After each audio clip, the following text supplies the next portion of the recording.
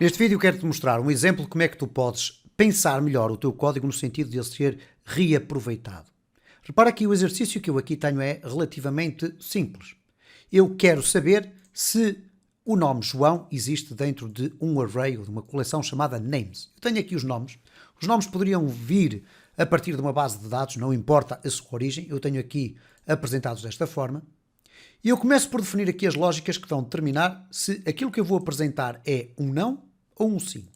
E não importa muito bem se estas lógicas estão todas muito bem definidas ou não, o que importa é que eu vou-te mostrar como é que tu podes refazer o código de uma forma a ele ficar muito mais interessante e ficar também reutilizável. Então eu aqui basicamente estou a dizer que começamos por partir do pressuposto que o nome não existe. Se estiver vazia a coleção dos nomes, porque ela pode existir vazia, eu posso pura e simplesmente chegar aqui e apagar estes nomes todos, ou pura e simplesmente apagar a variável names, então ele vai dizer que não existe. Caso contrário, ele vai verificar se não existe dentro do array o João, que é o valor que eu estou à procura, então ele vai devolver também o não. Ou neste caso ele vai continuar a manter o não, e não devolver, mas sim manter. Só quando chega aqui é que ele diz, ok, afinal de contas existe e eu vou apresentar o resultado. E aqui funciona corretamente. Aliás, se eu alterar aqui o João para Rui, o que vai acontecer agora é que eu vou ter aqui um não. No entanto, se eu quiser reaproveitar o código ou fazer o código de uma forma muito mais interessante, repara o que é que eu posso fazer. Eu posso colocar aqui o name, o nome que eu quero ir procurar. Vou colocar João. Agora, eu posso simplesmente fazer aqui uma function, check for name. Vou passar o name e vou passar aqui o names. Agora, eu posso colocar aqui as minhas lógicas. A primeira é perguntar se aqui name ou names são diferentes de vazio. Então eu vou perguntar if empty name ou empty names, o que é que nós vamos ter aqui? Vamos ter aqui um return e vamos colocar false. Vamos colocar aqui corretamente, ok? Vamos devolver sempre false, nunca vamos devolver valores de sim e de não. Não faz qualquer sentido, porque em algumas circunstâncias nós vamos querer poder apresentar um determinado valor, podemos, noutra circunstância, poder apresentar um outro valor qualquer. Então o verdadeiro e falso responde à questão booleana. Ou existe ou não existe. E é mais ou menos um padrão na programação. Então eu vou perguntar aqui, if in array name names, então se não existir dentro do array, eu vou fazer um return false também. Caso contrário, eu vou fazer um return true. Então neste caso, em vez de chamar aqui result, eu posso até colocar aqui result é igual a check for name. Vou passar aqui o name e vou passar aqui o names. E desta forma, quando eu agora for apresentar o resultado, echo, result, eu vou ter uma circunstância, que é o seguinte. Se ele não existe, ele vai apresentar 0. Se ele existe, vai apresentar o 1. Porque repara que eu vou colocar aqui o Rui não existe e não vai apresentar rigorosamente nada. Este é o comportamento normal quando nós utilizamos variáveis booleanas. No entanto, eu posso dizer o seguinte. Se o resultado for igual a positivo, então eu vou colocar aqui o sim. Caso contrário, eu vou colocar aqui o não. Então eu agora já vou ter aqui o não. E se eu mudar aqui para João, eu vou aqui refrescar e já vou ter o sim. Mas vamos ainda considerar uma outra circunstância. Neste momento eu resolvo este problema, mas posso não estar com o código adaptado para resolver outras situações. Imagina que eu tenho aqui João escrito com letra maiúscula. O que é que vai acontecer aqui? Repara, eu vai-me dizer que não, apesar do João existir ali. Então será conveniente nós, por exemplo, tornarmos tudo em letra maiúscula ou tudo em letra minúscula para fazer as verificações. Então o que eu posso fazer aqui é o seguinte. No caso do name, ele vai ser igual a um uppercase, ou str to upper,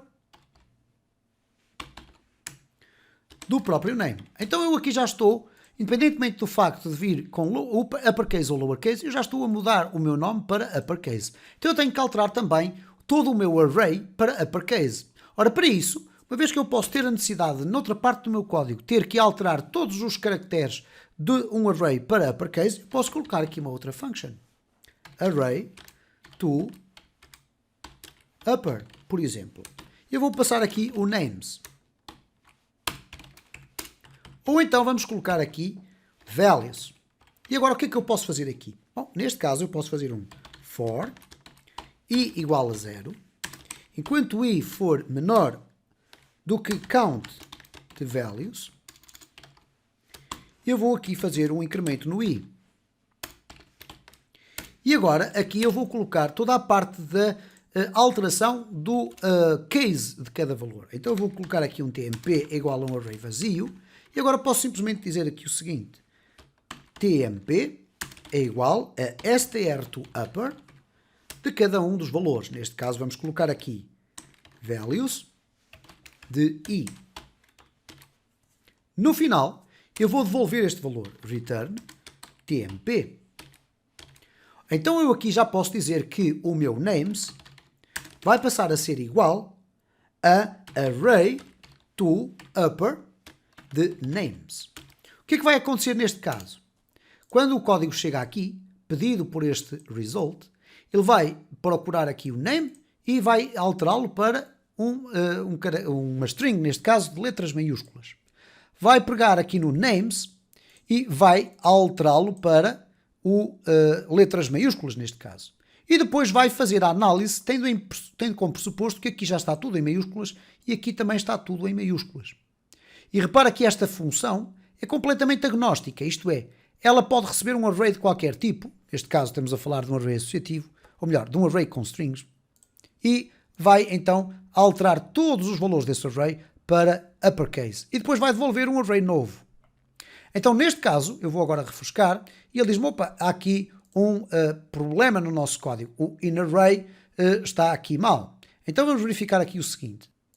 Faltou aqui dizer que o TMP vai crescendo nos seus valores. Vamos agora refrescar aqui. Repara, ele agora já diz que sim. Diz que sim a quê? Eu defini aqui João e ele consegue encontrar este João.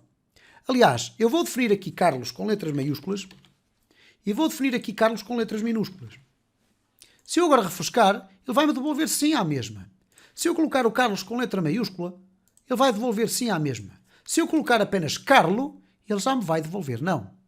Como podes observar, acabamos por escrever mais código do que aquilo que seria necessário para fazer a resolução de um exercício simples. No entanto, a forma como o tinha resolvido inicialmente não o tornava suficientemente plástico e elástico para que eu pudesse replicar este código e poder reutilizá-lo noutros contextos.